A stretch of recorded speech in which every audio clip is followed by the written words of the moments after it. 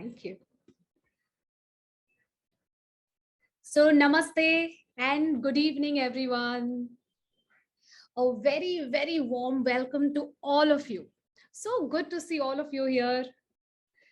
So as all of you know that our rich land of Bharat has many mantras and shloks. In fact, a shlok for every occasion, right? So we'll start our today's session with a beautiful shlok.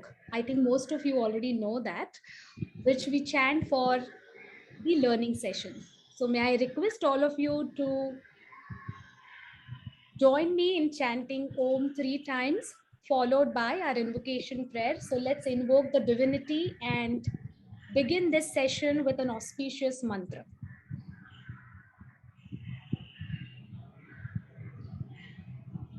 Inhale.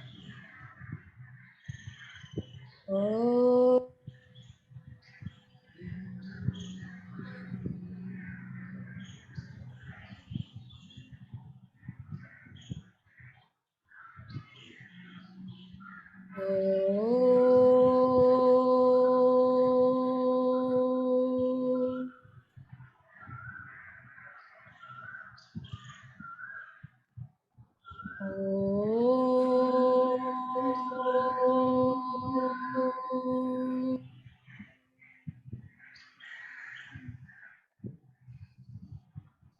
Om Sahana Vavatu Sahana Bhunaktu Sahaviryam Karavavahai Tejasvinavadidamastu Ma Vidvishavahai.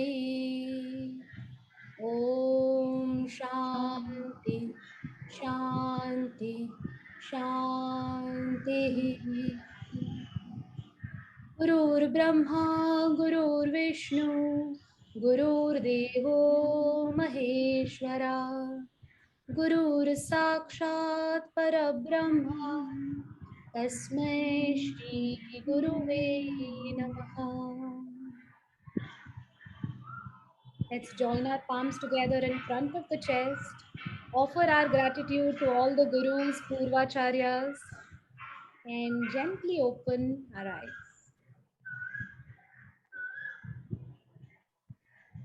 Namaste to everyone once again.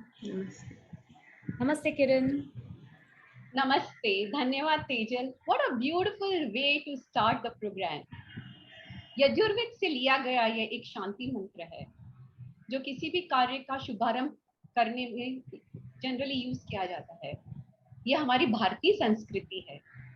And it always amazes me whether when we are in a foreign land or meeting a foreigner or we are on a Facebook or on any social media or even when we win something in Olympics or in a beauty pageant, what happens? We take a pride of our identity as an Indian. पर कभी हमने सोचा है भारतीय होने का मतलब क्या है? एक भारतीय होने का मायने क्या रखता है? Is it just a nation with a geographical boundaries or is it about people, culture, tradition, values, Sanskriti जो हम कहते हैं? It may be combination of all of these things or it may be something more to it. So to get clarity and a better understanding, Indian wisdom leaders and living philosophy study group led by our dear Rajesh Kamath and other co-founders, welcomes our eminent speaker, a great scholar, a researcher, and a co-founder of Indian History Awareness and Research, Dr. Raj Vedam, to conduct a master class on who we are as Indians. Namaste, Dr. Raj. And with him, we have our own guru and founder of Indian Wisdom Leader and LPSG, Rajesh Kamath, who is also a co-founder of Chiranjeev Gurukul. Yes, I'm a student of Chiranjeev Gurukul and Chanakya Consulting Insights. He has also co-created the first leadership course in the world based on Ashta Yoga and Arthashastra. Yes, I enjoyed that journey very well, and I'm looking forward to the second advanced level course. Trust me, it has been an amazing experience in terms of learning. I wish this would have been a part of my school learning. Pranam Rajesh ji, and a very warm welcome to all our learners here. Yes, I'm calling, in our world, we have started calling the audience as our learners because any program that you attend, you learn something, right? So, and the purpose here is also learning something more about we as an Indians. So, आप सबका इस सभा में बहुत बहुत अभिनंदन. Today's session will start with master class, followed by Chiranjeev Gurukul's community launch, and these are going to be two things that we are going to be covering today. And with this, I will request Rajesh ji to take it over, please. Over to you, Rajesh. Dhanyavad, Kiran. Namaste to everyone. Welcome to a superb Saturday evening. And we are all here for an amazing masterclass. So my question to all of you, so who are we Indians? I'm sure each one will have a separate and distinct response. Some may say this is the land of the seven rishis, land of the seven rivers, and so on and so forth. Whereas there'll be a lot of modern Indians who may say it's the land of software, technology, and so on and so forth. Well, whatever it is, we can't disassociate ourselves from our very, very glorious past. People say कि भूतकाल के बारे में बात मत करो. Is it relevant now? I'm sure Dr. Raj Vedam here will change your views about that, because everything that we had in our past is the key to our future. So without much ado, let me quickly introduce Raj Vedam ji, whom I've had the pleasure of knowing for a few years now. I got to hear him, of course, first, like most of us, on YouTube.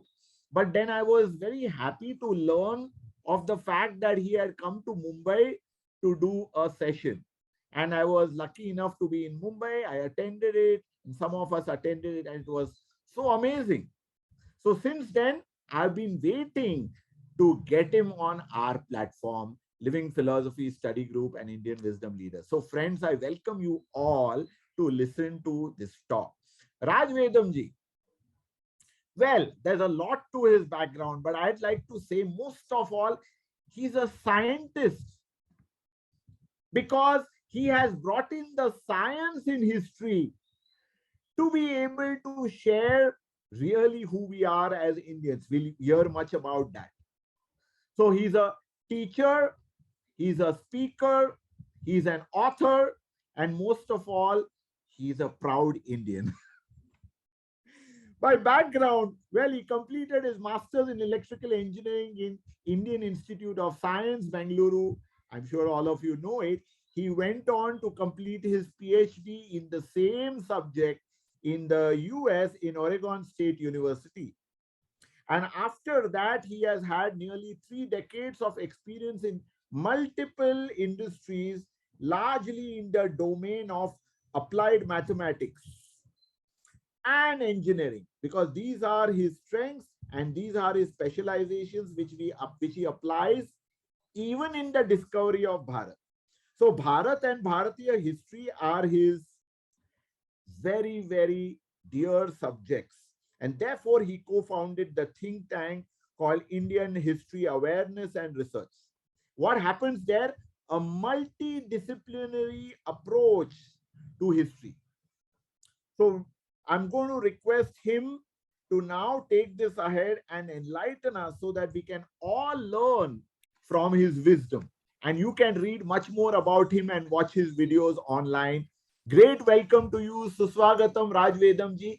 All of us, about 250 of us, maybe not all of them here present on video right now, about 250 of us, all very, very eager to welcome you and listen to you. Namaste once again, and over to you, sir. Namaste, namaskar to everybody. Thank you, Rajesh ji. That was an excellent introduction, and thank you for that. And it's my pleasure to be here. And let me start sharing my screen for our talk today. Let me get some things out of the way here. So minimize the screen, hide this one, and I think we're all set. So this is one of the biggest issues of our times. Who are we? Who are we as Indians? So this is not just a rhetorical question. This is something that has gone to the very identity of us Indians, and there are people who are who have had entire political careers based on questions of this nature. And so we find a lot of schisms in the country because people are not sure about their identity. However, today there is a great hunger. There's a great hunger in people to understand who they are on the basis of rationality, logic, facts, and so on. So this talk, in a sense, caters to that hunger to try to show where are the narratives on the Indian civilization and what do the facts show. So that's where we're going. We find today that there are enforced structural problems in Indian history. For example, we are told by the received wisdom in our NCRT textbooks, media, and political discourse, and everywhere else, that there has been an Aryan invasion / migration to India. And who are the Indians? Indians are Aryans, Dravidians, and tribals. So that is the wisdom that is there even today in the great majority of discourse. What we will address with this talk is that could there be instead an out of India event, in which case I put a question mark because we haven't shown anything towards this yet. And I'll also question whether the identities are manufactured. Again, a question mark because that is the subject of our talk today. I'm not going to be talking about these other things because that will become very easily a 4 or 5 hour talk. But the fourth point, how is the Indian civilization recent? That is also part of the narration. If Indians came from Central Asia 1500 BCE, we are a recent civilization. And I will make a claim that Indians are an ancient civilization, and we will see the facts towards that. So we have to always address a question. If you have one set of truth claims, another set of truth claims, how do you validate them? What kind of tools are you going to use to validate them? Will the received wisdom be sufficient, or is there something more to it? So I'm going to examine the methodology primarily, look at the data, models, methods, claims, because I come from an engineering background, right? So I'm going to bear upon that kind of approach to this problem and see who we are. So at the very beginning, you can ask a question. So who wrote the history of India? That is a big question that should be on everybody's mind. Who wrote the history of India? Well, we know that Indians have had a very deep sense of history in terms of the Itihasas, in terms of the Puranas, in terms of many, many things, Thala Puranas, epigraphy, and genealogies of families, and so on. So we had folk songs. We have got a lot of history encoded in these things. We also know in ancient times, people like the Greeks, the Romans, the Chinese came to India. They wrote histories of India that they understood. All that was well and good. However, in recent times, relatively recent times, a certain kind of historiography has taken root, imposing certain frameworks on the narrator that has led to the structural problems that I talked about. So we see that initially the colonial people who came to India in order to, starting with trade and thereon to control and exploitation. So they needed a history of India for their civil servants. And so a certain narration of India took root in their narratives, where India was shown as a backward, primitive society and required the white man's enlightenment to come and clean up these Indians. So that was the narrative that took place over there. They were followed by the Eurocentric people. When people discovered that, the Sanskrit, Latin, Greek, they seem to have similarities. How on earth is it possible? How are Western Europeans connected to the Indians? That question led to this whole notion of Eurocentric ideas, linguistics, and other things on who the Indians are. The missionaries are never far behind. Wherever the colonials were, the missionaries also went right close to them. And so they also, in bed with the colonials, manufactured a narrative on the history of India, the translation of the Indian works that suited their agendas and their purposes. And so that was followed by a third layer over there. And the fourth layer is the ethic academic bias. So since 1947, one will imagine that, hey, India is in charge of its own destiny. So claimed Nehru that we made a tryst with destiny. But then the question is, what was the tryst all about? What was the destiny he was talking? So they did not connect with the India of the past. For them, India was a corrupted, superstitious society that had to be discarded. The entire Indian civilization had to be discarded in order to build a classless utopia. So with that kind of a notion, a certain kind of bias took root since 1947, the Nehruvian socialism. Since 1972, the education sector in India is controlled by the communists. So they have come with political agreements, and today they control the entire ecosystem of learning in the country, and they have come with their own bigoted narratives. So what we've seen is history plus ideologies has led to subversion of identity and has led to enormous distortion of Indian history as well as our identity and who we are. Most of us are deracinated today. We cannot identify with the culture of this country.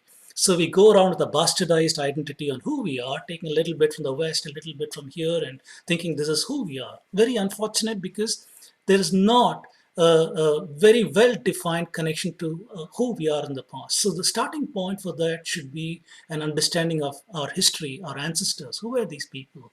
Where did they come from? Or if they did it all, and so on. So quickly examining these things, colonial missionary frameworks were religious and racial bigotry and hatred that resulted in several Hindu-phobic works. And we have a lot of evidence for this ideological scholarship. William Jones, for example, founder of Asiatic Society, once he found the common roots of Sanskrit, Greek, and Latin, he first proposed the so-called Aryan Invasion Theory. He also distorted Puranic genealogies by a desire to uphold biblical history. The Bible history at that time was world was created in 4004 BCE. World was destroyed in the Genesis account. World was destroyed in Noah's flood around 3000 BCE. Nothing could have survived the flood event. All of history is the history of Noah's descendants, his sons Japheth, Shem, and Noah. Sorry, Japheth, Shem, and Ham. So these are the descendants, and that was their biblical understanding of history. So when they saw Puranic chronology going back several thousands of years prior to the flood, they could not make sense of it. So they strongly believed it was distorted, and they took it on themselves to correct that. And as a result of their activities over here, we have lost internal synchronism with our own history. Earlier, the Puranic chronology matched the Nepal king list, Kashmir king list, and several others. Even today, we cannot do it after all these machinations that have been done. And so India is presented as primitive, backward, stagnant, and British presented as modern, progressive, and advanced. And we all know what Max Muller. So people ask, is there any evidence for their ideological offensive? Well, their writings have survived them, and we can read that. William Jones says either the first 11 chapters of Genesis are true, or the whole fabric of our national religion is false in this writing over here.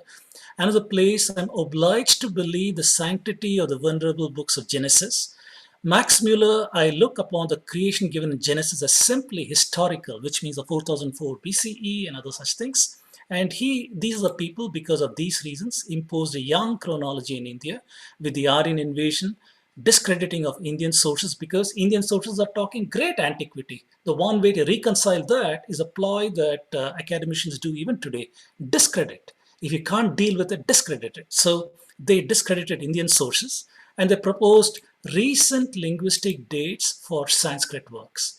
And Max Muller, he wrote a letter to his wife, and we can see what he says over there. He believes a translation of the Veda will tell to a great extent the fate of India, the growth of millions of souls in that country. It is a root of the religion. To show them what that root is, I feel sure, is the only way of uprooting all that has sprung from it for the last 3,000 years.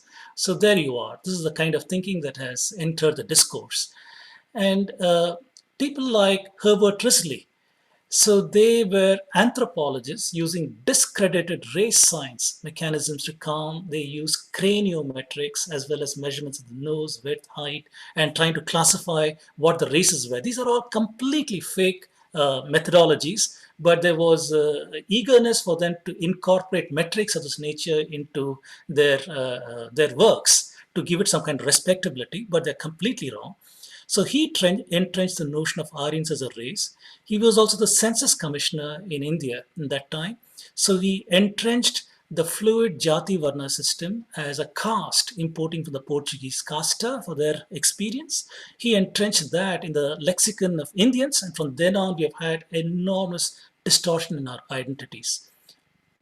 So when we talk about Eurocentric, we need to see what exactly happened over here in terms of linguistics and how the ETIC academia came into the mix. So we talked about William Jones, but what we have found is ever since he found commonality, Europeans have been on a quest for their own identity. Who are they as a people? And that led to this whole notion of linguistics and other such areas. Let me move forward here. So the Europeans initially they thought the reason for the commonality between Sanskrit, Latin, and Greek is perhaps because they were all related, and they thought they're all related to India in some way, and India must be the homeland for these ancient languages and so on. Then they discovered the Mitannis and the Hittites. This is in northern Iraq, southern Turkey, and they clearly the archaeological remains showed they were what they called Indo-Aryan. When in the late 1800s they found them and the homeland shifted. They saw that these people had Sanskrit names, Sanskrit named kings and Vedic deities. How was it possible? So the whole idea of the homeland shifted from India, and they started figuring out where it might be. So linguistic analysis was proposed, and several timelines are proposed. Because of those constraints, Aryans had to be in India in 1500 BC for all this to fall in place. Which soon after that, they discovered the Indus Valley civilization, the Harappa, Mohenjo-daro, and so on.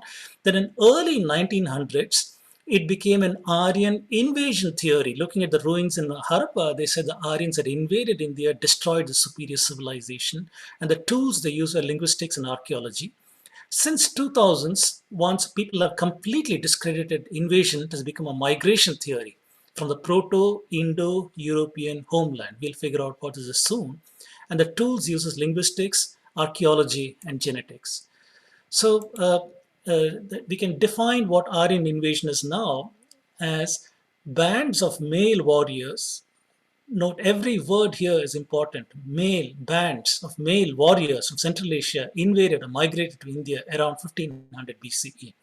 They effectively replaced the existing civilization, and they brought an entirely new Vedic religion, Sanskrit language, Vedic ecosystem. This is the tail end of the Western identity story. This is not the thing or the centerpiece. It's both the centerpiece and the tail end. Let's put it that way. And the methods they've done is linguistics in order to address some of these things. To give you an idea of the linguistic frameworks, the methodology was to try and take related languages. Let's say you have a bunch of related languages. You take what you call cognates. Cognates are words with the same meaning in different languages. You take a cognate, maybe a basket of a dozen languages and maybe 100 words, common words over there, and you compare how the sounds, the phonology sound, the syntax, the morphology, how the sound is word. And then you attempt to construct a proto-language. This is what is called comparative linguistics. The problem is it is subjective. It is an informal way of doing things, and it lacks testability. Today, we need to test a hypothesis, if you can call it a science. And it also fails if languages are compared to ancient. So there are several problems with comparative linguistics. There's also things like lexicostatistics based on word list, identifying cognates, distance between languages, percentage of cognates, and so on. Glottochronology, assuming that there's a rate of change, how a word becomes, a sound becomes something else. For example, the va of Maharashtra becomes the ba of Bengal. So things of that nature, how do words morph?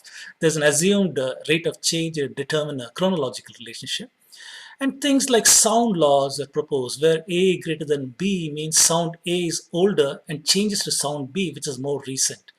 For example, things like Grimm's law, how the ba, became pa, became fa. So these are the propositions that people make in order to account for the differences they see in these languages. So by concocting a bunch of rules and band-aid kind of fixes when they find counterexamples, they came up with this nebulous body of rules that would govern how linguistics would have said migrations of humans happened from this homeland. So that is how linguistics went about. And if we take a look at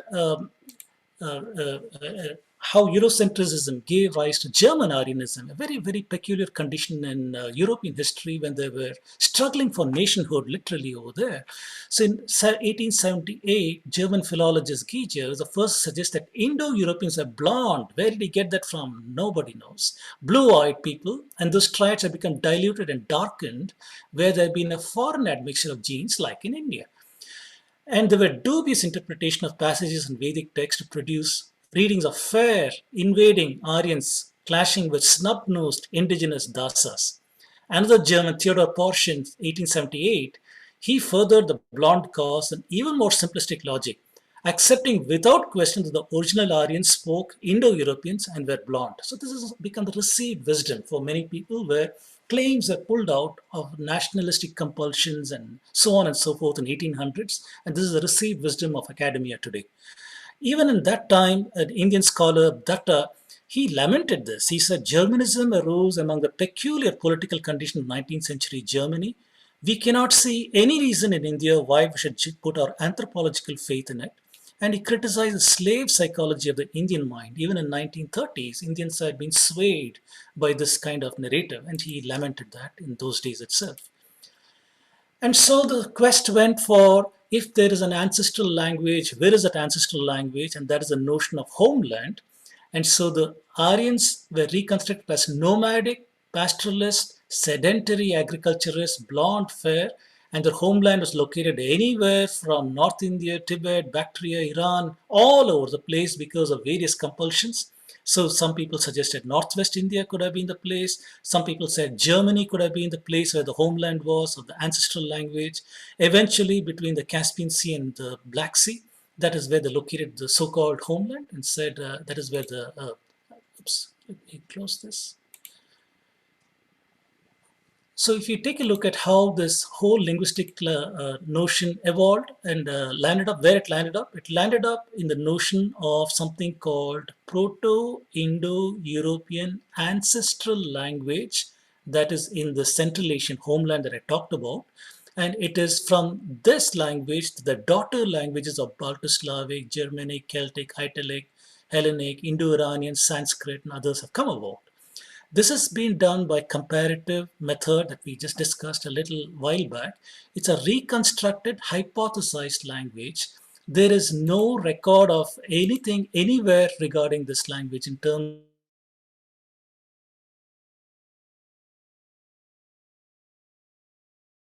exists. So it's an academically reconstructed entity that governs the discourse even today. So to give you an example of a Proto-Indo-European, how this language is reconstructed, this is very familiar in India even today. The bullock cart with this wheel that is there even in Harappa artifacts, you find the same wheel over there. And in many cultures, we find the wheel and toys and so on.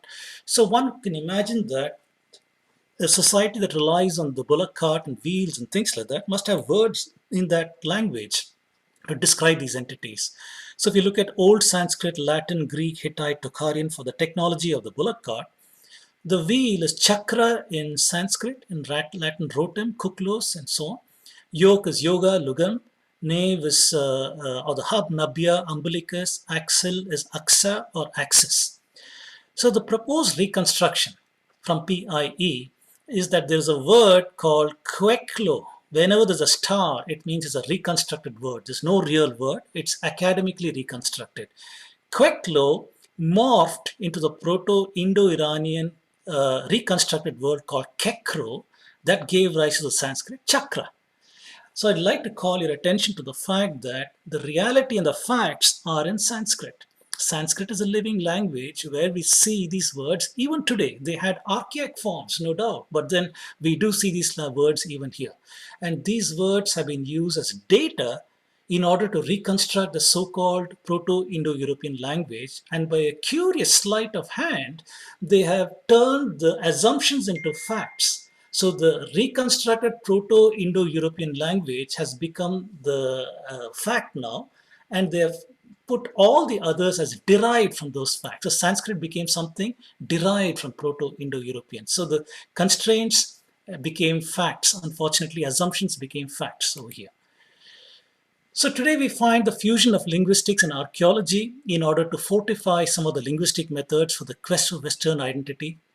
For example, Gustav Cosina, defending a German homeland, 1902, said that the linking of movement of people with ceramic changes in the archaeological record.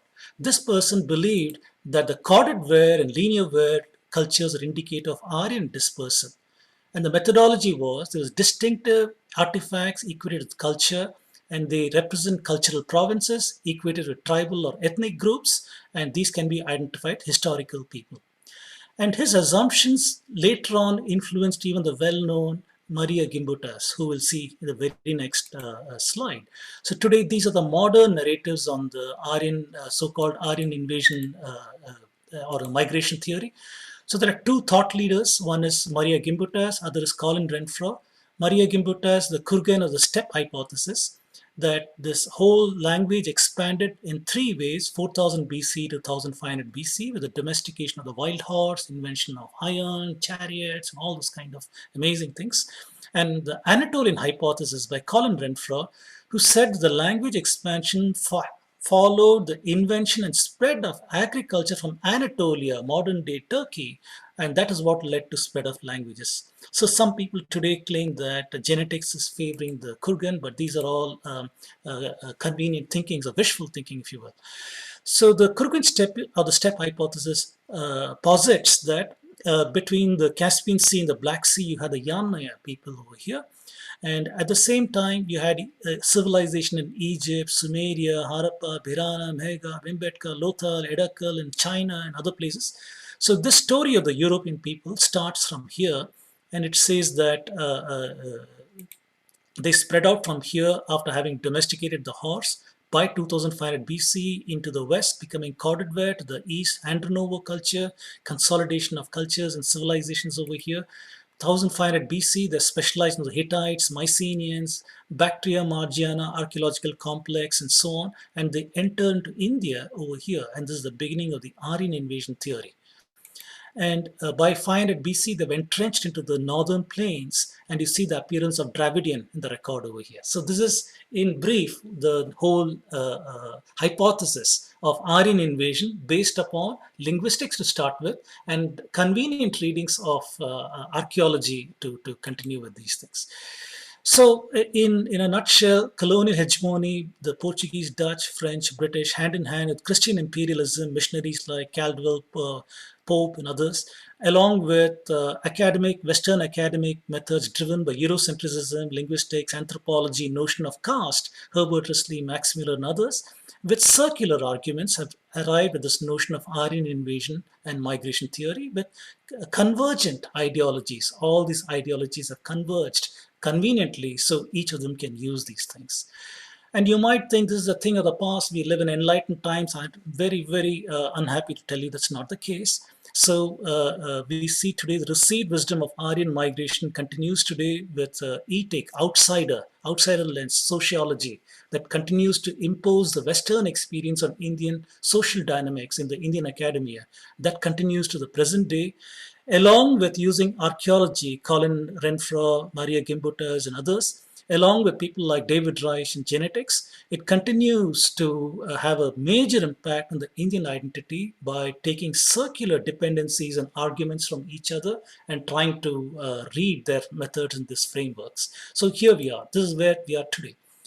And finally, the notion that Marxist ideologies also destroy identity and history. So how does that even happen? Well, Karl Marx, we know their fantasies of utopian classless society.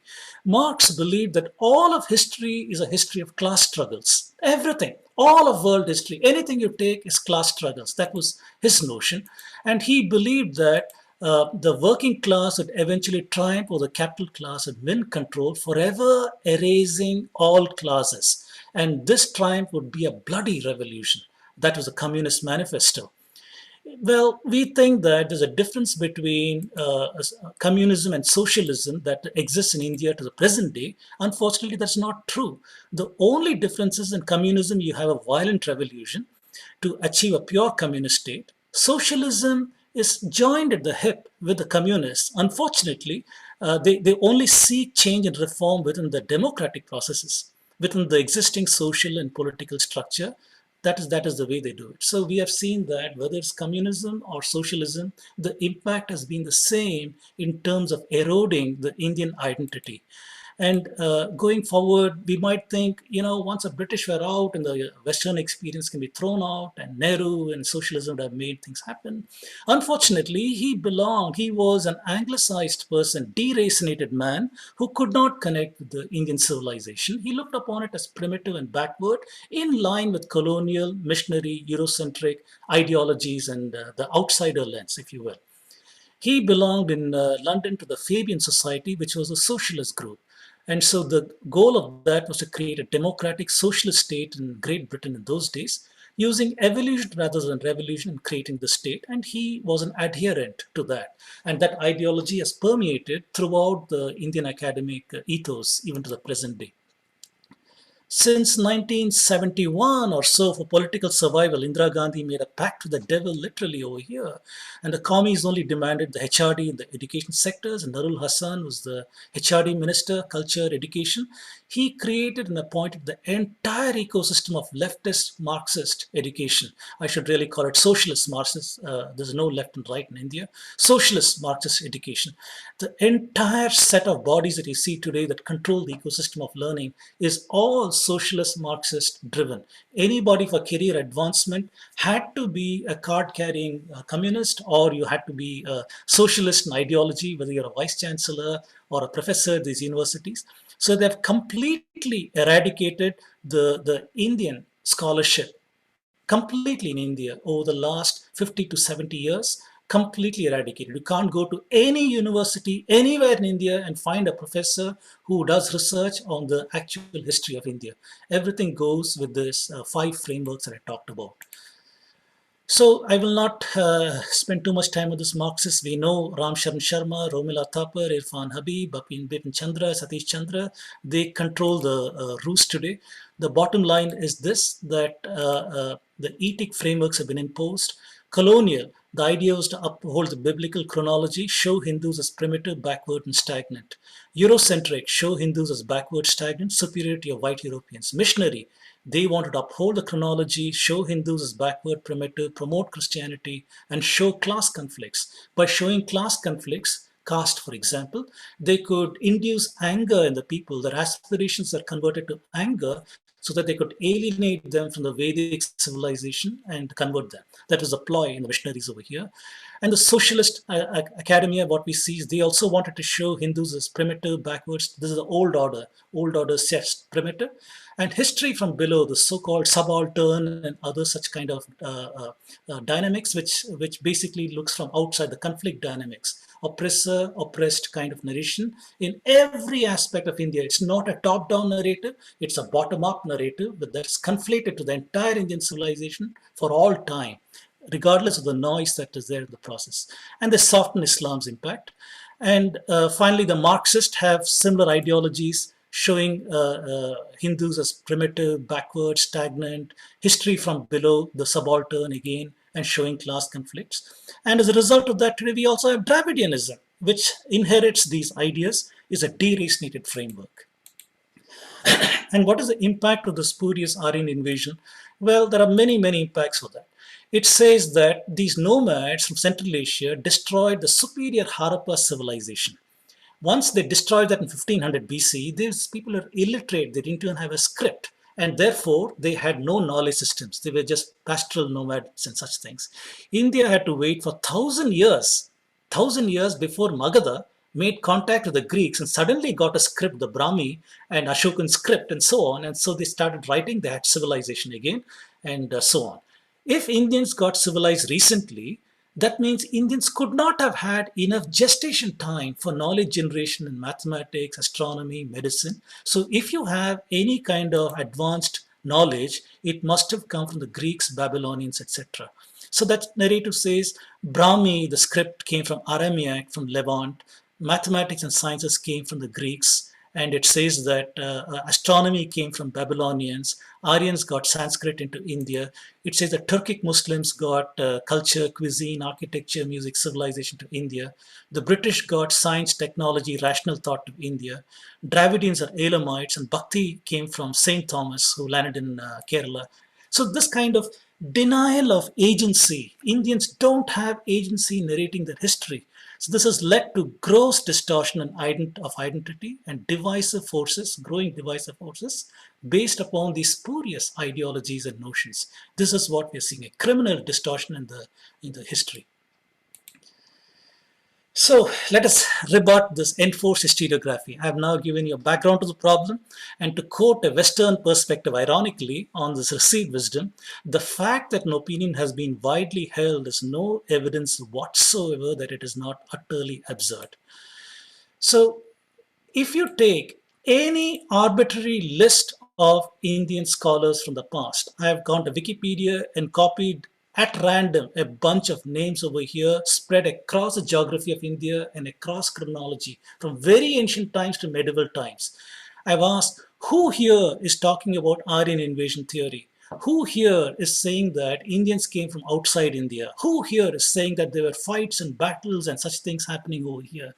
Who here is saying anything that we are North Indians, they are South Indians? Not one person. In everybody's writing, whether Abhinavagupta, Adi Shankara, Agatya, all the way to Andal, Yajnavalkya, Vyasa, everybody is talking about India as a whole, about the dharmic civilization. So the lens used has been completely different. So we ignore the internal evidence. Isn't it ironic that in thousands of years, Indians thought of themselves as one, but 300 years ago, the Eurocentric people came and told us you're two people, and we believe that. We have completely discarded our internal evidence. Very, very sad. So Srikant Talagiri, Nicholas Kazanas, they were two prominent people deconstructing the linguistic model. And Srikant Talagiri has written these books over here. The bottom line of his enormous scholarship is the Proto-Indo-European homeland in Central Asia is a nonsensical argument. He gives a number of logical, rational, factual arguments to show it cannot have been in Central Asia. His position is, if it is located in Northwest India, then the theory makes sense. Otherwise, the theory is utterly absurd. Nicholas Kazanas is a Greek scholar, and he studied the Vedic deities, the Scandinavian deities, Norse deities, and other deities, and he came to a very strong conclusion. He said, in his view, all the mainstream academic publications subject of reconstructing PIE language is worthless, because if there was such a language, it is so ancient that you don't have any data to reconstruct it. So his is even more strong statements that it is completely nonsense.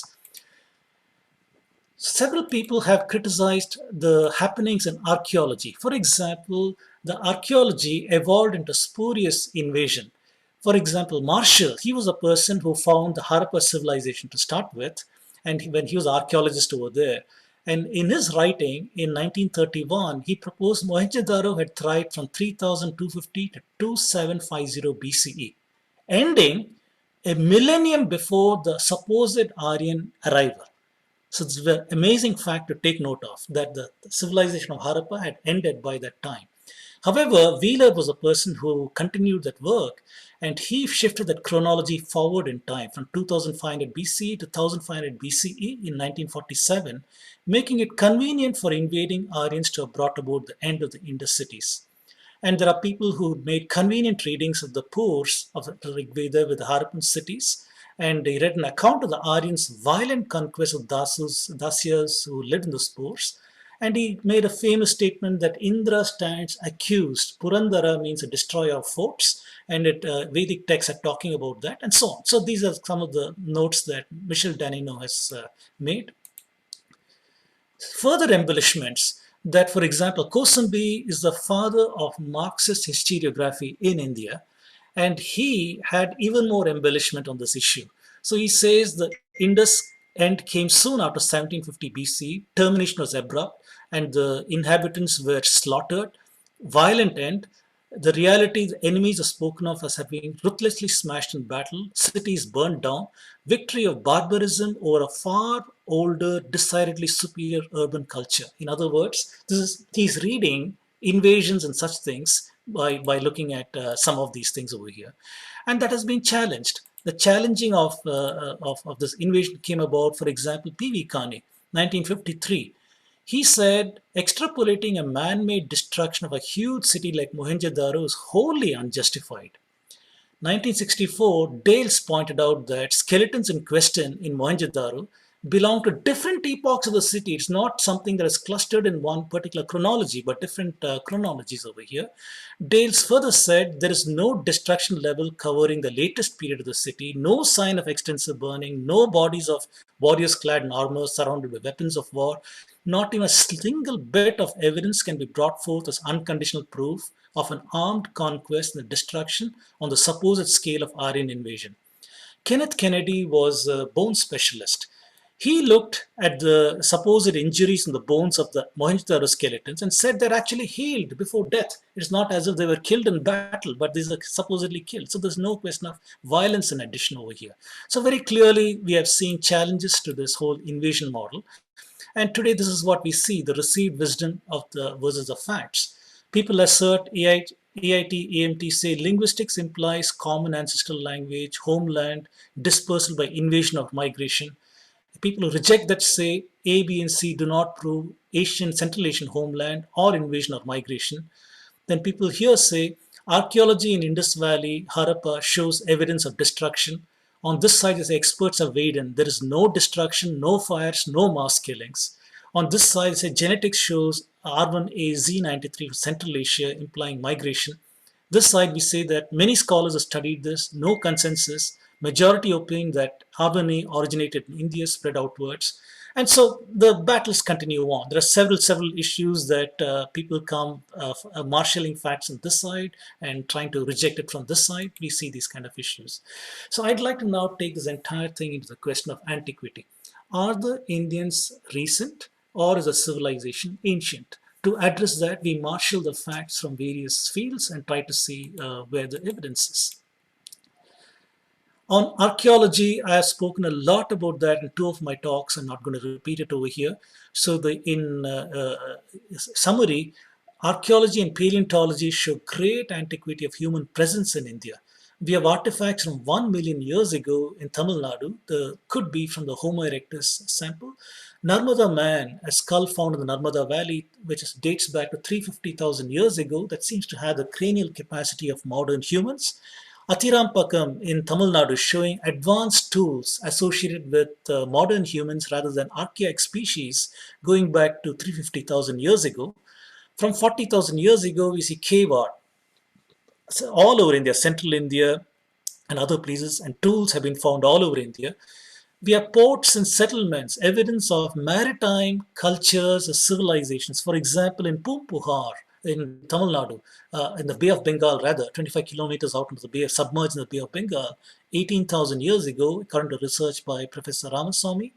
And 10,000 years ago, in Edakal, in Kerala, Birana, in the northern part of India, 8,000 years old underwater artifacts from Dwaraka, and comparatively recent artifacts from 5,000 years to present in Harappa, Saraswati, Ganga Plains, Kuradi, Arikamedu, Pattanam. So clearly, India has been habitated for a long time, inhabited for a long period of time, based on the archaeology and paleontology. What does the genetics say? Well, in genetics, we can look at the gender chromosomes. Humans have got the 22 autosomes and one pair of gender chromosomes. In the gender chromosomes, we have the X and the Y.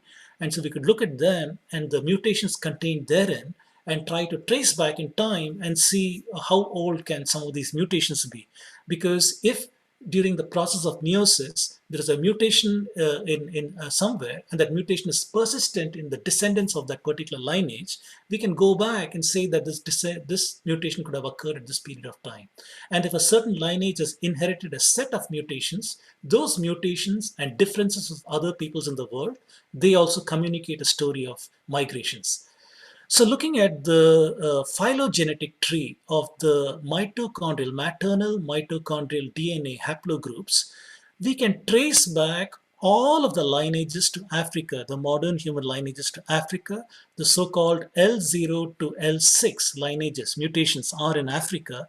Out of Africa, we see M and N, which are in India, and it is from M and N that the rest of the non-African populations of the world have been populated.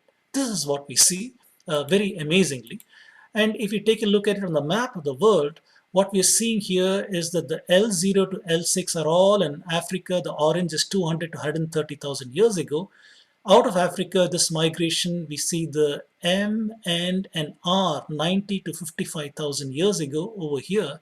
And it is from these lineages that you see migrations to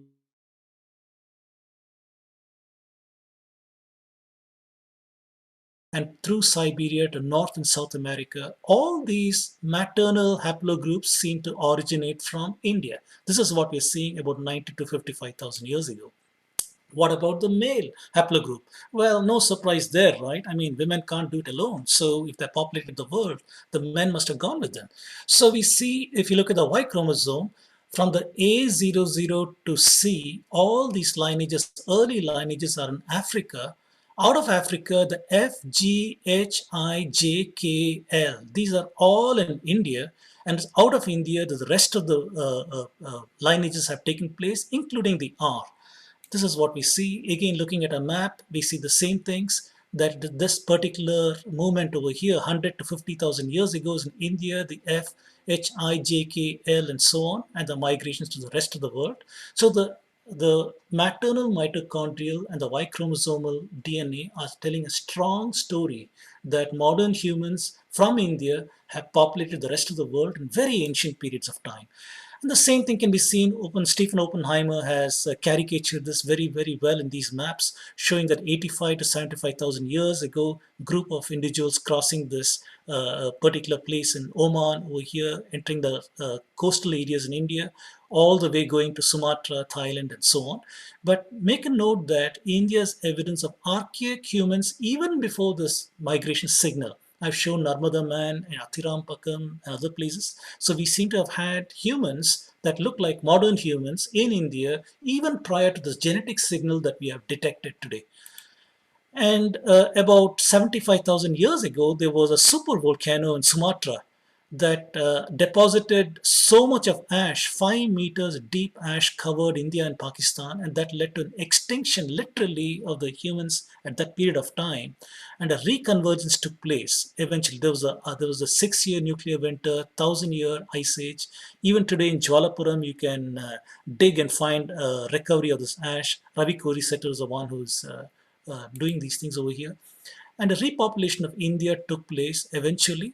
And going on 65,000 years ago, when the ice ages ended in the northern plains, northern sides, Europe and other places, that's a time when the Neanderthals also died out. And humans from this part of India filled the vacuum by going out. This is what we saw in mtDNA and the Y chromosomal works. And going on, they went on to Siberia and crossed the Bering Strait, North South America, 25,000 years ago. So this is a story from genetics. Some people today say that this is a recent reconvergence of the DNA from Central Asia into India that could be the language gene, and they focused attention on the origins of the R1A.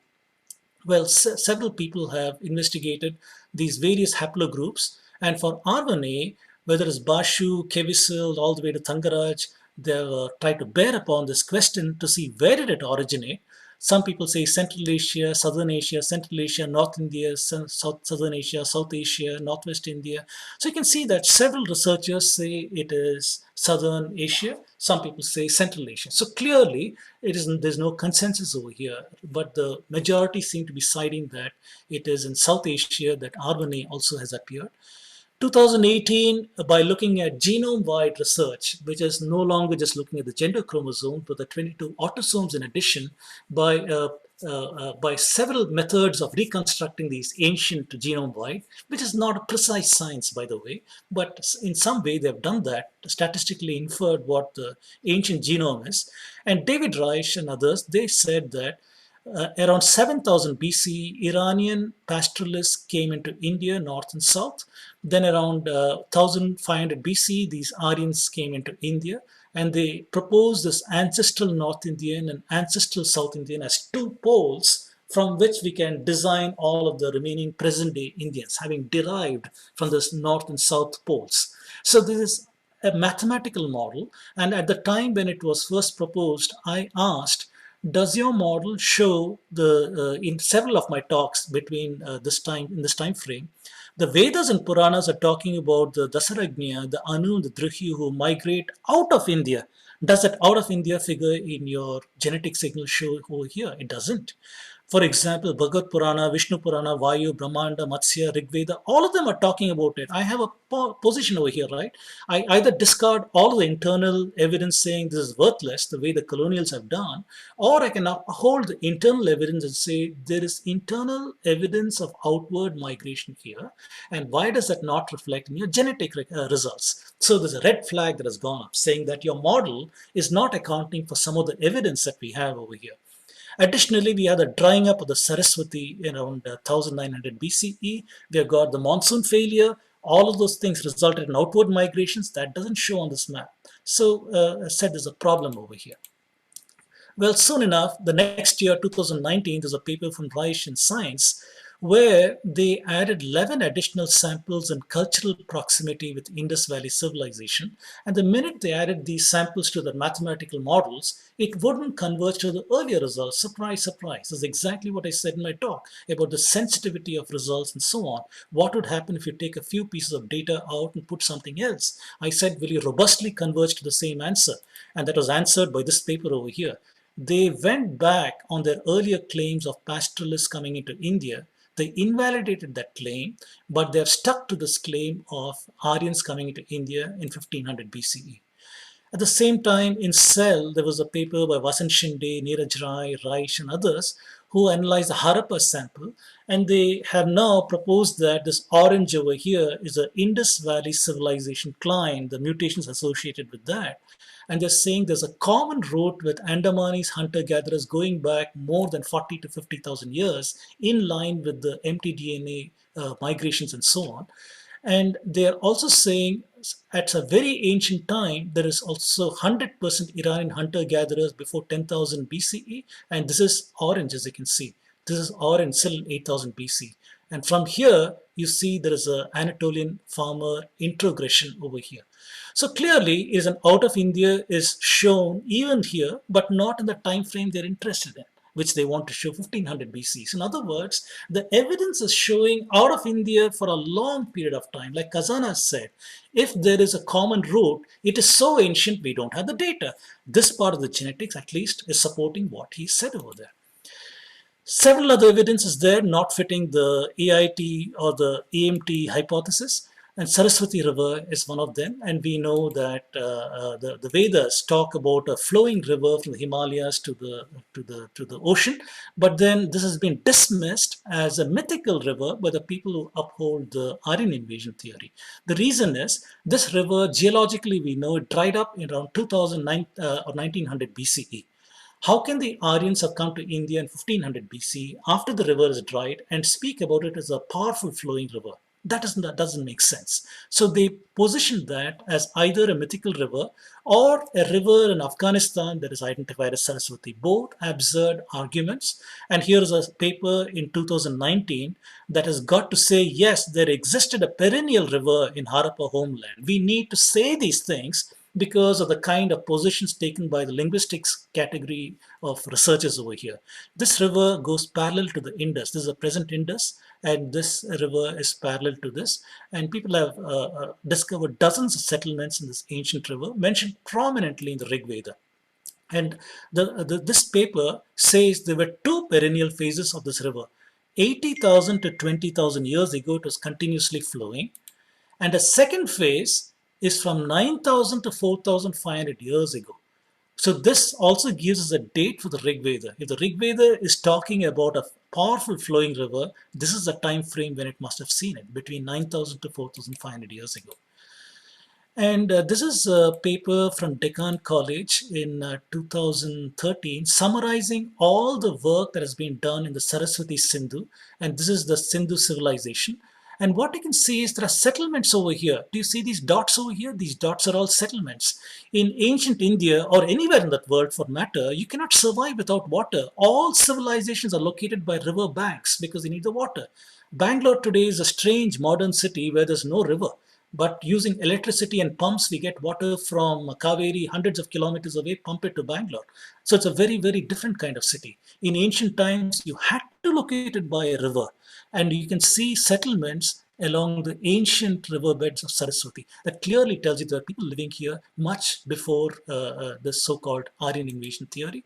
And if you look at the radiometric datings, Mehrgarh, for example, I've just shown some of the older dates over here. 9,300 years before present is one of the radiometric samples over here, or 7,435 BCE. And the antiquity reported in this paper is supported by both the genetics. In genetics, we have seen great antiquity for the Indian presence. We will soon see in Archaeo-astronomy also, but you're seeing that now in carbon dating, archaeology.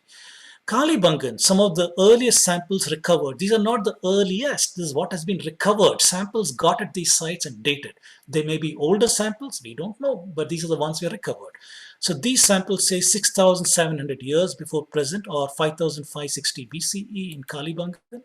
In Rakigadi, from around, in this particular sample, 6,000 years before present is the date of the samples. In Birana, 8,300 years before present is the date of the samples, or 7,500 years BCE. So clearly, you're seeing from radiometric datings, very, very ancient samples in the so-called mythical riverbed, Saraswati. We are seeing these things. Then B.B. Lal, archaeologist, who points out as a continuity of civilization. He says there is no periodization, Harappa period followed by Vedic period. This is all nonsense. It encodes the Aryan invasion and such wording, semantic constructions. He's saying after a long career of archaeology in India, he's saying that there is a continuity of civilization. He calls it the Proto-Shiva symbol, in the Pashupati symbol, the swastika symbol, the Sindoor symbol seen in several terracotta figurines. Even today, married women in India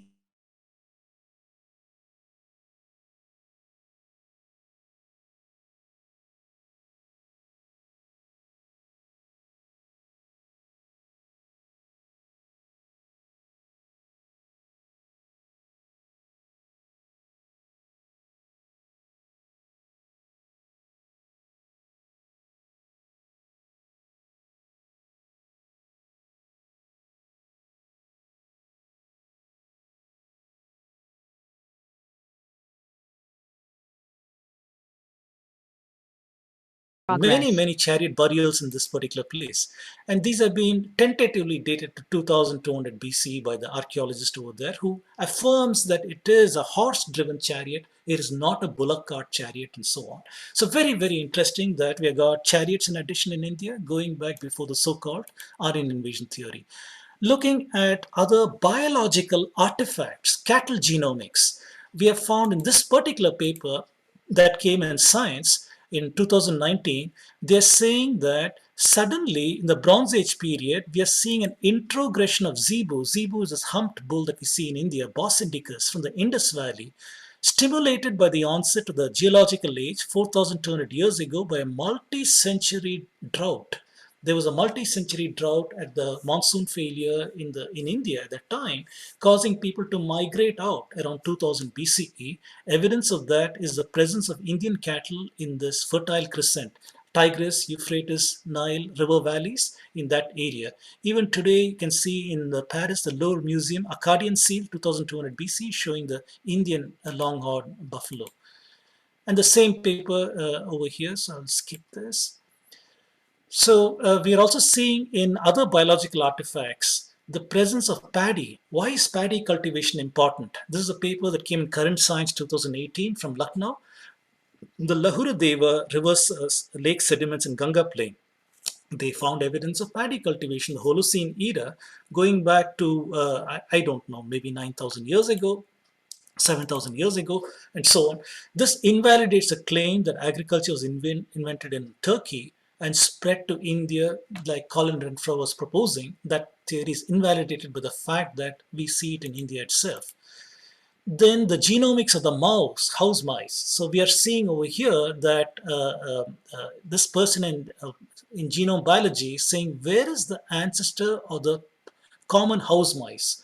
And his studies found that it is India is where the ancestor of the common house mice is based on the genetics of that. It is spread from here to Africa, Europe, Central Asia, Southeast Asia, Asia and other places. Very interesting. And this time frame for this migration, he's proposing 30 to 12,000 years ago. This is in line with invention of agriculture in India and humans migrating out, and mice would follow wherever humans went out. That's what we're seeing.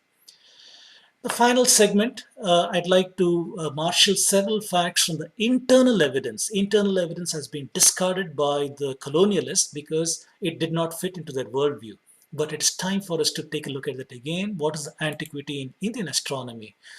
If you look at who even brought Indian astronomy to Western experience, we are seeing from Cassini, Lee Gentle, Euler, Bailey, Playfair, Samuel Davis. In this time frame, Indian astronomy. I use the word rediscovered because there was an earlier discovery through the Greeks, and we'll talk about that maybe in a later time. But anyway, so the early rediscovery was complementary. They were amazed by the amount of mathematics and the advances Indian astronomers had made, and they also were amazed at the antiquity seen in Indian astronomy, and they noted that in their writings. William Jones came about and started the controversy with linguistic theories. And once he had proposed his 1500 BC for Aryan invasion and other such things, after that, all the red colored light writings have tried to discredit Indian astronomy because they're using linguistics as a constraint and saying these are all incorrect works. They're not able to accommodate that. So William Jones, Bentley, Whitney, Weber, Max Muller, Thiebaud, and in present day American academia, Neubauer, Pingree, and others continue with this lineage of thinking. And their controversy, the problem is Indian astronomy showing greater antiquity than linguistic theories. How can they accept that? One way is to discredit it. So the received wisdom for them is Indians have copied their astronomy from Greeks. Where did we learn this? When I showed you the impact of Aryan invasion, that how can India, a recent civilization, have so much of knowledge? It means you have learned from the Greeks. So the received wisdom or the positioning of the problem was, how old is Indian astronomy? That became a non-issue. You copied from the Greeks. Where did it originate? From the Greeks and Babylonians. And a predisposed question, what did Indians learn from the Greeks? To reconstruct Greek astronomy, Pingree and others have had the audacity to suggest that, look at Indian astronomy, it will tell you what Greek astronomy was in those days. So you can reconstruct Greek astronomy because Indians copied everything from Greeks. And what did the Indians learn from Babylon? These are some of the absurdities that come out of linguistic theory. The Indian model has been one of nakshatras, Rashi, and we see a division of the sky in 13 and 1/3 degree segments. And in each of those segments, we have a principal star or group of stars, which ancient Indians identified as a nakshatra. So they observe the sidereal period of the moon. It takes 27 days for the moon to come back to the same nakshatra because the moon rises every day a little later than the previous day. Therefore, it takes 27 days to come back to the same nakshatra. So that was this division. They also had a month, lunar month. Whenever the full moon appears in Chitra nakshatra, the Chaitra Masa, or the new moon appears there, it's the Chaitra Masa, new moon or full moon. That was in different parts of India, Amanta, Purni Amanta months. Then the solar calendar, the division of the sky in 30-degree segments, because they compose 12 months. So this was the Rashi, or the so-called zodiac. So this is the ancient Indian calendar, a lunisolar calendar. And we see the names of nakshatras in some of our most ancient texts, Vedanga Jyotisha or the Surya Siddhanta. And when the British came to India, they identified the principal stars of different constellations, Eta Tauri, Alpha Tauri, and other such things.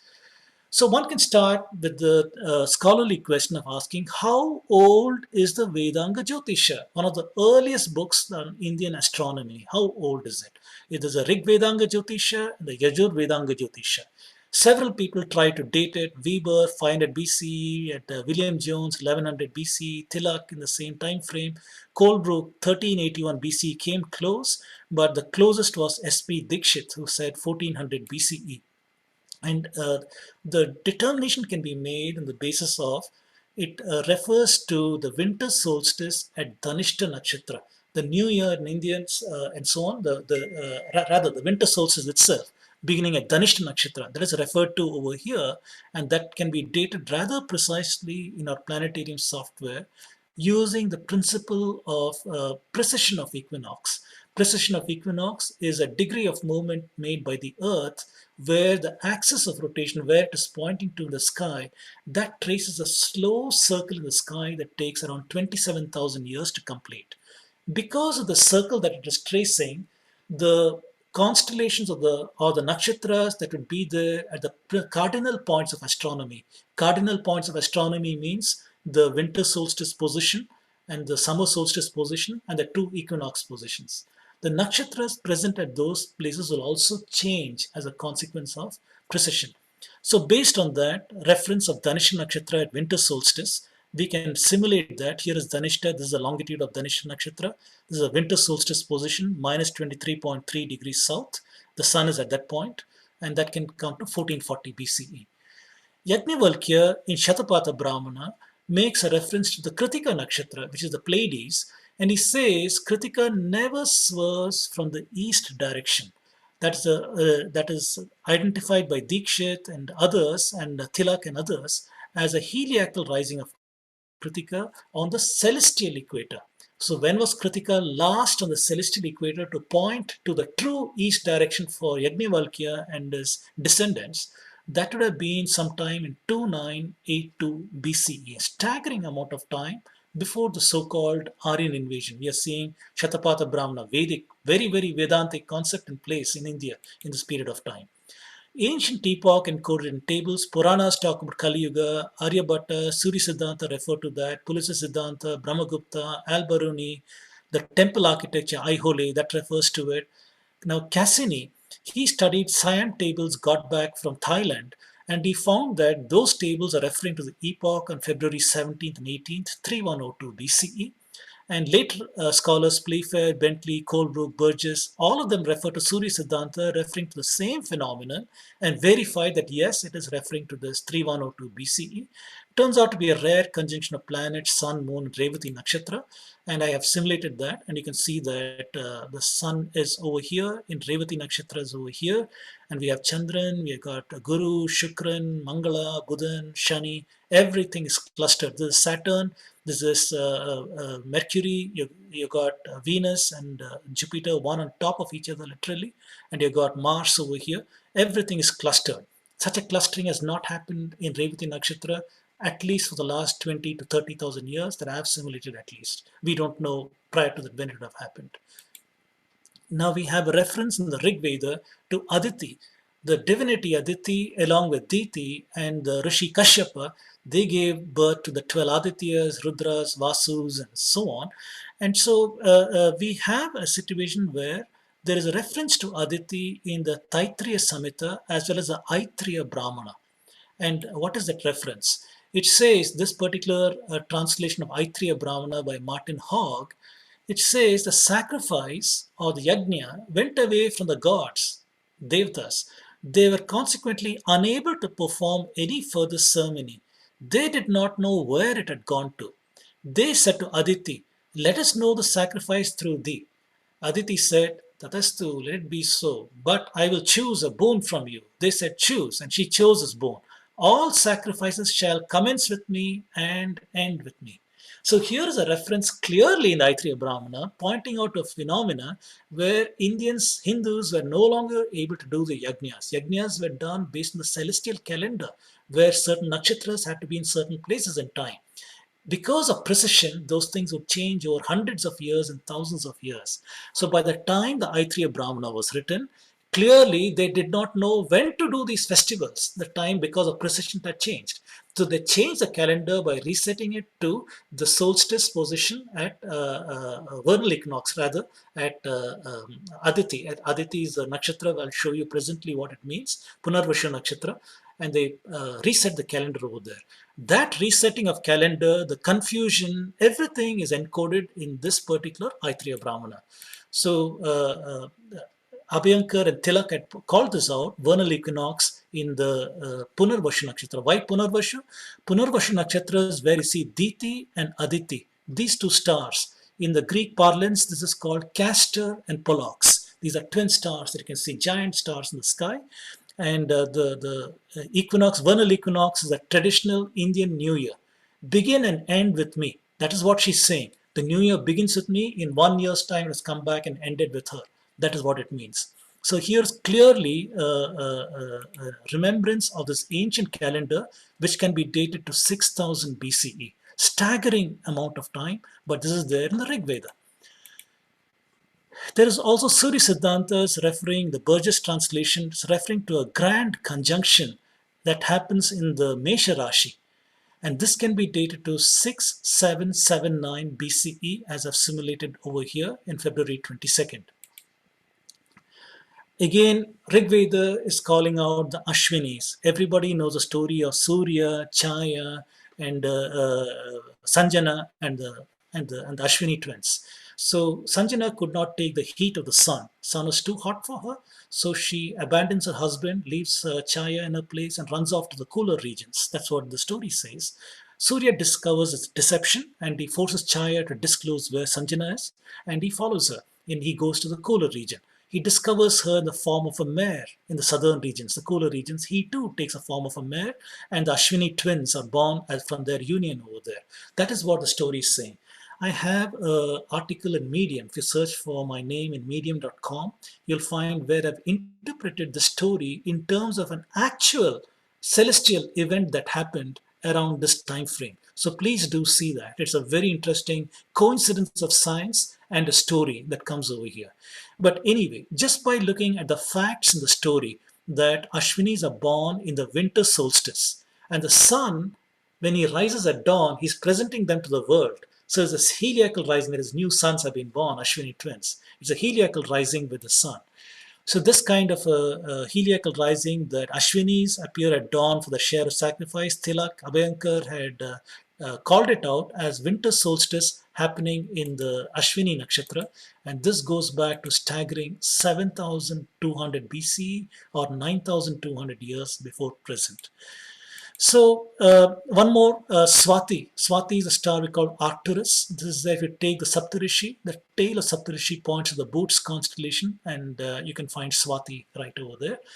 And from our perspective, it appears that Swati is one of the fastest stars in the sky. All stars, including our solar system, are going around the Milky Way galactic center. It takes 230 million years approximately to go once around the galactic center. We are all not going at the same speed. Some stars are going faster, some are slower, and so on. So from our perspective, in our neighborhood, it appears that Swati is one of the fastest stars next to Bernard. Bernard star is the fastest, and Swati is the next fastest. So it has got a movement of 2 arc seconds a year. The speed is measured in arc seconds. The real motion is three-dimensional ones: radial velocity, space velocity, transverse velocity. But as far as we are concerned, from a reference point, how much has this angle changed in time? That is this angle mu. We refer to this proper motion. The movement is 2 arc seconds in our coordinate system. So the Greeks have also referenced to Arcturus, Swati. From their records and the present day records, it is off by 1 degree. We infer that the Greek records is 1800 years old. Surya Siddhanta also has got a reference to Swati, and in that it is off by 6 degrees compared to where it is today. So if we take 6 degrees multiplied by 60 minutes, 60 seconds, and divided by 2 arc seconds, you get approximately 8000 BCE when that particular observation might have been made. This is one of the things that prompted the colonialists to say Indians could not measure properly. They did not know the sky. They made mistakes. All these kind of untenable assertions have been made looking at the antiquity in Indian astronomy. So what we are finding is many instances of interest can be dated with astronomical observations. We could not do this in an earlier era. Today, with radiometric datings, with genetics, with archaeology, with climatology, hydrology, and all these sciences to bear upon us, we can now see where is the intersection of these ideas. What are they telling us? Does the linguistic theory still stand apart from these things? Yes, it does, but incorrectly. All these consistent theories are pointing to the antiquity of the Indian people and the observations that Indians have made in their internal texts, which could only have been done if they were in India. That is what it is pointing to. So we are seeing things like this Kali Yuga, Vedic concept in place much before the Aryan migration, dates preserved, Vedas, Brahmanas, Upanishads, and so on. So the rebuttal we can make is to Max Muller, for example. Max Muller, he proposed a Chandas period, Mantra period, Brahmana period, Sutra period using linguistics. He said all of the Rig Veda books stuffed in 1200 to 1000 BCE time frame.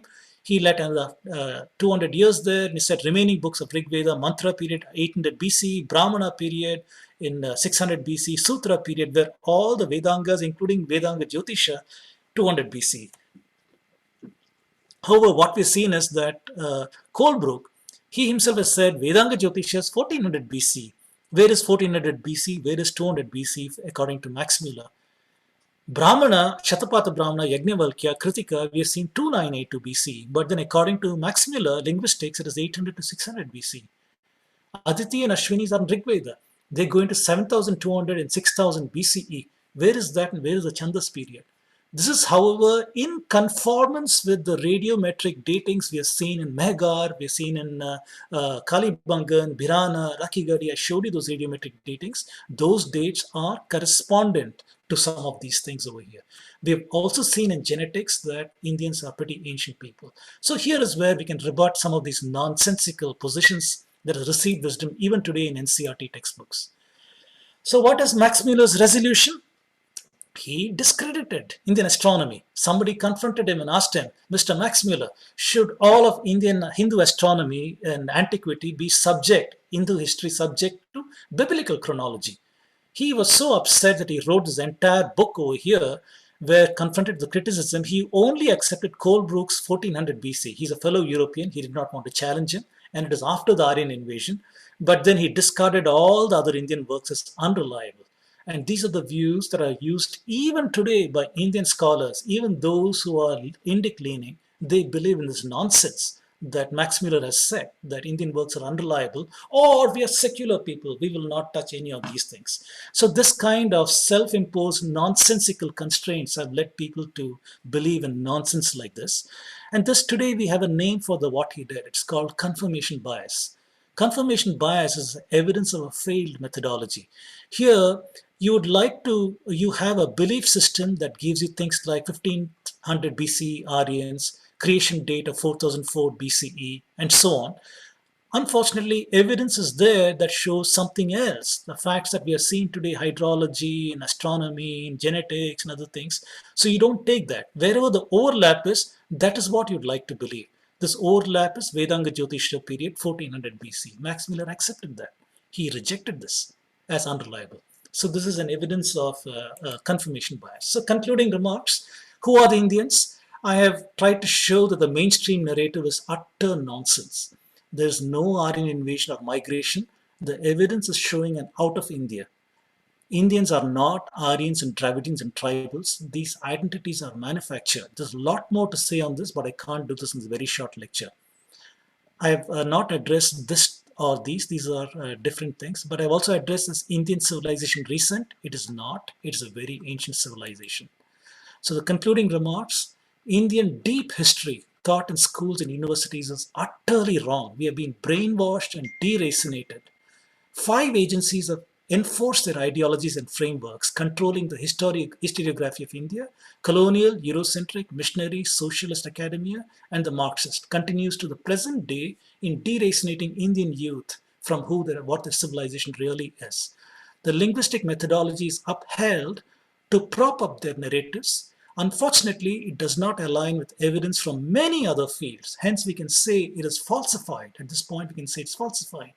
The antiquity of human presence is seen in archaeology, seen in genetic migration, seen in astronomy, supported by material evidence from archaeology. So the strong evidence to uphold the antiquity of the Indian civilization. Evidence-based narration that I have done today clearly discredits the Aryan invasion or the migration theory. This is what constrains the Indian chronology. All right, with that, I've come to the end. If you like my talk over here, please do search for my name on YouTube. You'll find a whole lot of talks over there. I also offer a couple of courses at the Hindu University of America. You might like to see that, where over 2 terms we go over the deep history of India, evidence, knowledge systems. You can reach out to me by email or follow me on Twitter or on Facebook or also on Kuwa. With that, I will stop over here and hand it back to our hosts for your questions. That's a long monologue, but please go ahead.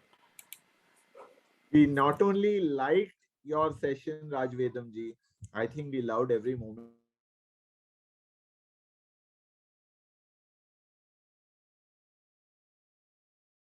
with multiple sciences. It was too exciting. And I must say, yes, I was conscious when we even planned this that an hour also would be quite less. But Right. nevertheless, I think that keeps us enthused for more sessions in the future. Hopefully, because you may not have had a chance to, of course, you didn't have a chance to read the comments, but we were talking about how you should probably do for us sessions now in astronomy, in genetic sciences, and so on and so forth. I'm sure that will happen in the future, Raj Vedamji. I'm afraid we don't have time for questions, but I want to just take one view on behalf of our entire audience, if that's okay. And my question is this: what can we do now? And there was a long discussion ongoing on the chat. What can we do now to really now move in the right direction to rediscover our sciences and use it for the future? This one comment I'd like from you, sir. So everybody watching this has got now a dharma to do. Add it to your list of dharmas. You need to follow this up. I have made some claims here, truth claims. The Indian civilization is one of seeking truth. That is what describes us in our civilizational goals. It is to find the truth of our existence. Who are we? What are we? This is the truth of who we are. You need to pursue truth and try to dispel the avidya about our enmeshing in the world of objects, emotions, and thoughts. We need to Right. figure out who we are. In line with that, I would love that each of you investigate what I'm doing. As a start, you can go to my talks on YouTube, look at some of them. You can continue reading on the works of the others. You have several young people in your circles, your children, maybe your grandchildren, maybe your nieces, nephews, other youngsters.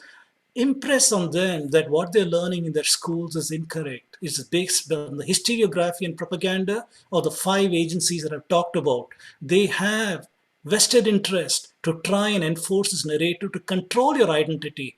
This is the framework that they've imposed. And in order to do that, they've discredited all of your science, alienated you from your civilization, made you ashamed to assert your identity, wear your cultural marks, and do your cultural practices, either criminalizing it, demonizing it, or in some manner shaming you so that you won't go there.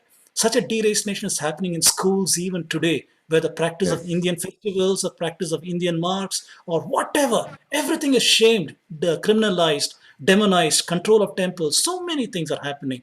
We are going to a point of extinction. If in this audience you believe that the Indian civilization has something to offer to the world through the dharmic way of life, that we are seekers of knowledge, seeking to live in rhythm with the universe, the Ritha of the universe, if we are trying to do that, then you have a duty, you have a dharma. Learn what I'm doing. Please, I'm impassioned when I say this. Do learn. Do try to read, follow up, and propagate this. Please be ambassadors for my work. Please go out there and talk, because I don't have any impact out Yes. there other than these talks that I'm doing. I gladly came when Rajesh ji offered me to come to this forum. I think you're all metropolitan, cosmopolitan people with great impact in your lives and other things. Please do go and take this forward. And I you can. promise you, sir, I promise you that all of us at Indian Wisdom Leaders and Living Philosophy Study Group, we will continue to do that. We are already on the path. Now we are further galvanized by your talk. Wonderful, wonderful. So please be political also. Please be political and try to hold the political leaders accountable for this. Only by pressure can we change NCRT and other such nonsense. I've interacted with the NCRT professors, and they have said they're not going to change it just because there's a new kid on the block trying to come in with a new theory. They want to see more people write books and other articles on this. That can be you. There's no reason why it can't be you. So please take up some area over here, research, try to write papers, try to write books, blog articles, Yes. do that influence. The more people who talk about this, the greater the chances that we'll survive as a civilization. Otherwise, the fear is we'll be a bastardized civilization going to the future with no roots, just vassal states of the West with Western Yes. thinking, and that's about it. That's who We we are won't let doomed to. that. We won't let that happen.